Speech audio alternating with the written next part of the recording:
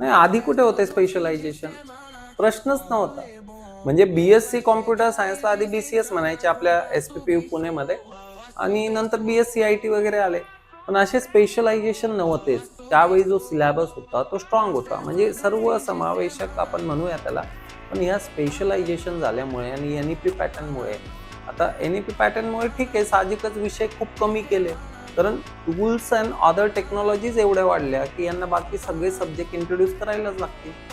आणि महत्त्वाचं काय आहे, आजकाल जे स्पेशलाइज सब्जेक्ट झाले, म्हणजे थोडक्यात काय आहे, बीएससी इन सायबर सिक्युरिटी तुम्हाला मिळतंय, बीएससी इन डेटा सायन्स मिळतंय, बीएससी AIML मिळतंय, पाहिजे ती स्पेशलायझेशन तुम्हाला मिळतंय. हो, बीटेकमध्ये या सगळ्या गोष्टी आहेत.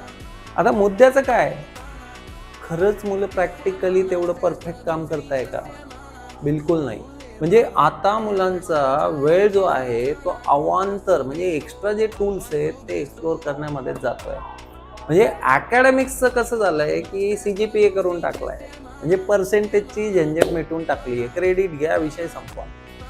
म्हणजे अकॅडमिक सोपं झालं, यांना वेळ जो आहे आता इतर गोष्टींसाठी मिळतोय, पण खरंच मुलं त्याचा वापर करतायत हे समजून घेणं गरजेचं आहे. इथे कोणाचं चुकतंय? पॅरेंटचं चुकतंय, गव्हर्नमेंटचं चुकतंय, की मुलांचं चुकतंय, की ॲज अ टीचर आमचं चुकतंय? म्हणजे क्वेश्चन मार्क. माहित नाही नेमकं काय होणार आहे. पण एक सांगतो, प्लॅनिंग आणि काउन्सिलिंग हे जर तुमचं प्रॉपर असेल ना, गणित जमणार आहे.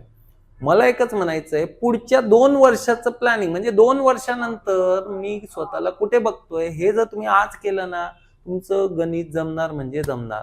आणि ते नाही केलं, खतम. तिथेच तुम्ही थांबणार आहात. म्हणून तुम्हाला प्लॅनिंग केलंच पाहिजे. म्हणजे मी सगळ्यांना एकच सांगतो.